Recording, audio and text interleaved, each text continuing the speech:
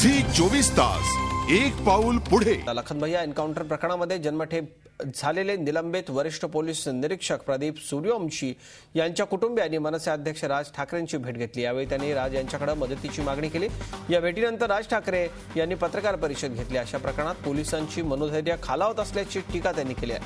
अशा मराठी पोलीस अधिकाऱ्यांच्या पाठीमागे राज्य सरकार का उभं राहत नाही असा सवाल राज ठाकरे यांनी केलाय। त्यांनी राज्य सरकारवरती या प्रकरणी कडाडून टीका केली आहे।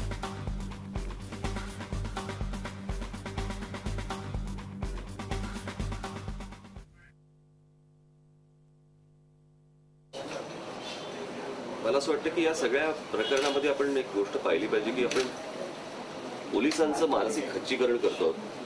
सिस्टीमचेच बळी आहेत ना। वरच्या मंत्र्यांनी अधिकाऱ्यांनी सांगितल्याशिवाय असे एन्काउंटर्स होतात का? ते जे सगळे पोलीस अधिकारी जे आहेत, कॉन्स्टेबल आहेत, या सगळ्यांच्या पाठीमागे आम्ही 100% उभे आहोत।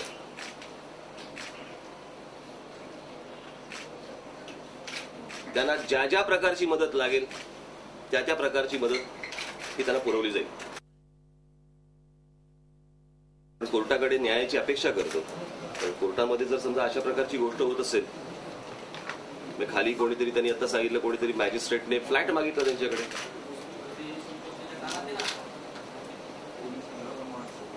आता अशा प्रकारे जर समजा पैसे मागून बिगून जर समजा न्याय मिळणार असतील तर बघायला नको। डान्स बारच्या बंदीबाबत राज्य सरकारची इच्छाशक्ती कमी पडला असा आरोप देखील राज ठाकरेंनी केला। राज्य सरकार अपयशी कसं ठरतंय? राज्य सरकारला पाहिजे असणार